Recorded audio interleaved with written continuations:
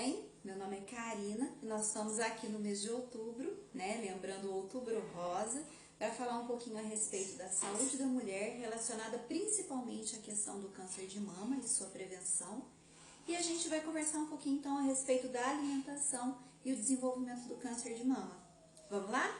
O câncer, ele é uma doença multifatorial. O que significa isso? É uma doença que engloba múltiplos fatores no seu desenvolvimento. Geralmente hábitos de vida estão muito relacionados, né? Como por exemplo a prática de atividade física, o tabagismo, o alcoolismo e a má alimentação pode influenciar na questão do desenvolvimento do câncer, né? Então, quando a gente fala de alimentação, a gente tem dois pontos que a gente tem que trabalhar. Primeiro, os alimentos que podem nos proteger.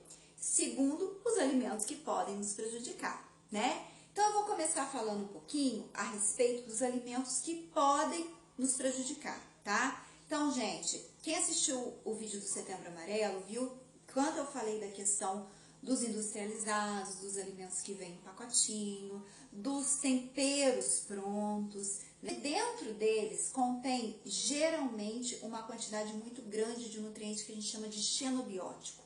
O que é isso? Nada mais é do que uma substância que o nosso corpo não reconhece como natural. Ele é estranho ao nosso corpo, e o nosso corpo precisa de alguma forma resolver aquele problema que está ali para ele. E às vezes isso pode virar um segundo problema, tá? Então, o consumo de alimentos que corantes, de conservantes, de adoçantes, né? Que está muito aí na moda o consumo exagerado de adoçantes, ele tem que ser observado. Né? Então, não pode existir um consumo abusivo desses alimentos, porque muitas vezes existe um consumo abusivo desses alimentos e ao mesmo tempo não existe o consumo dos alimentos que vão ajudar o corpo a expulsar esses xenobióticos que consumiu, né? E quando a gente fala de alimentos que a gente deve consumir para prevenção do câncer de mama, eu trouxe aqui alguns exemplos para vocês, tá? Antes de eu começar a mostrar os alimentos, eu só queria bater na tecla do seguinte: quando a gente fala de prevenção, não significa que se eu tiver uma alimentação saudável, eu não vou ter câncer. Não é isso, gente, mas eu vou diminuir muito as chances do desenvolvimento. Então, assim, vale a pena eu apostar numa alimentação saudável. E quando eu me alimento bem, não é só o câncer, né, que eu estou prevenindo. Eu estou trabalhando para o desenvolvimento da minha saúde de uma maneira em geral, tá?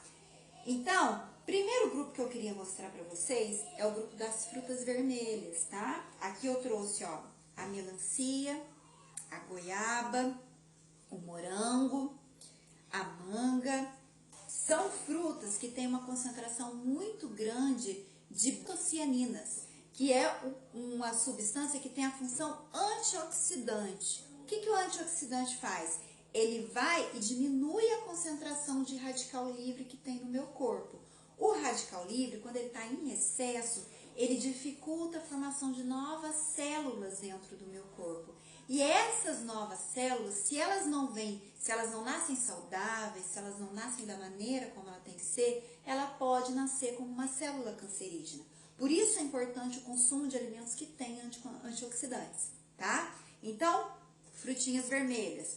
Outro grupo que tem uma concentração grande de antioxidantes são os alaranjados. Aqui eu trouxe como exemplo o mamão, a cenoura e aqui entra também a abóbora, né? Que são opções que a gente pode usar no nosso dia a dia. Por exemplo, eu comer uma fatia de mamão no meu café da manhã, ou eu inserir uma abóbora no meu almoço, eu já estou acrescentando uma concentração de antioxidante ali na minha alimentação. Outro grupo que eu trouxe para vocês é o grupo das crucíferas, ou brássicas, né? Que são couve-flor, a couve e o brócolis. Outro grupo legal são os grupos das frutas ácidas, tá? Que aqui eu trouxe como exemplo a laranja e o abacaxi. O que tem de tão interessante nesses alimentos ácidos? Eles são alimentos fontes de vitamina C. A vitamina C também atua como um nutriente antioxidante que também combate esse radical livre. Outro grupo que eu trouxe aqui, gente, ó, não é vinho, tá? É suco integral de uva. O vinho também entra, né, nesse grupo que é o grupo dos alimentos ricos em flavonoide, tá? O vinho tinto seco, né? Só que existe uma dose recomendada e às vezes a pessoa em uso de alguns medicamentos não pode consumir o vinho pela questão do álcool, né? Presente nele. Mas o suco integral de uva faz, às vezes, tem uma concentração grande de flavonoide, assim como a uva, tá, gente? É importante, quando consumir a uva, consumir também a casquinha dela, tá? Então, para isso, a gente tem que deixar sempre a fruta de molho, imersa em hipoclorito, para que a gente tenha uma adequada higienização e possa consumir a casca da fruta.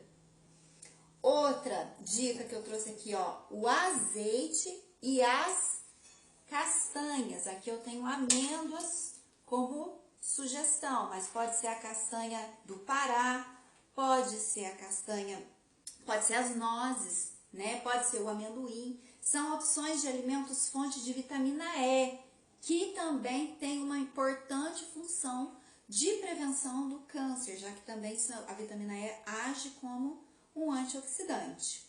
E para finalizar, eu trouxe aqui para vocês algumas sugestões de temperinhos naturais que a gente pode usar na nossa alimentação, como substituição daqueles temperos prontos que eu falei para vocês, né? Que a gente usa, que a gente usando pode aumentar a concentração dos xenobióticos, que são os nutrientes que podem fazer mal para o nosso organismo. Então eu tenho aqui, ó, o manjericão, que é uma erva aromática que é muito cheirosa. Então cheira essa mesa aqui, gente, que tá uma delícia. Eu posso usar o manjericão em molhos, no molho de tomate fica muito bom. Em sopas combina muito bem também e posso usar no tempero de carnes. Aqui eu tenho o hortelã, você pode usar como no meio da salada, no meio da carne moída, fica bem gostoso. Aqui eu tenho a cebola roxa, que também é rica em antioxidantes, que a gente pode usar, tá? O cheirinho verde.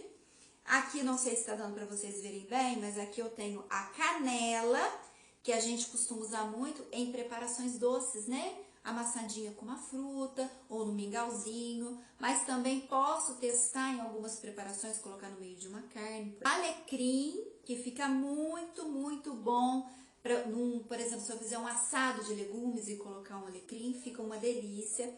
Na carne, o louro, que fica excelente no feijão, né? Então dá para substituir, sabe aquele pozinho que você gosta de colocar lá no feijão?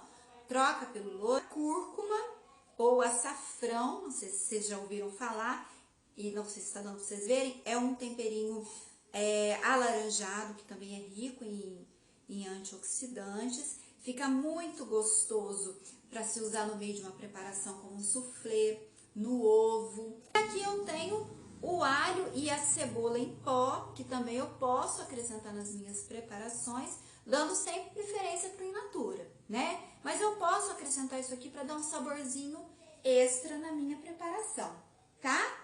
E para finalizar, com chave de ouro, eu gostaria de dar uma dica para pessoas que estejam em tratamento de câncer. Nesse caso, não é só para o câncer de mama, mas para todos os tipos de câncer, que às vezes não consegue se alimentar bem, porque pode vir acompanhado de enjoos e náuseas, e às vezes acontece da boca ficar com aftas e feridas, né? Uma dica que eu vou dar é a preparação de um suco, tá? Que aí você pode usar 2 laranjas, você vai usar umas rodelinhas de gengibre, você pode fatiar o gengibre, tá? Colocar umas 3, 4 rodelinhas de gengibre, meia maçã, colocar no liquidificador e bater e beber bem gelado. Isso vai ajudar nas questões da indigestão, tá? E na melhora dos sentimentos de náuseas, de enjoo, tá? Então é uma opção e uma dica que eu deixo para quem está em tratamento quimioterápico. Espero que eu tenha contribuído um pouquinho para o conhecimento de vocês com relação ao alimento e à prevenção do câncer. E vamos junto, trabalhando contra o câncer, se alimentando melhor, tentando fazer da nossa rotina, da nossa vida do dia a dia um pouquinho melhor, tá bom? Um beijo e um abraço a todos.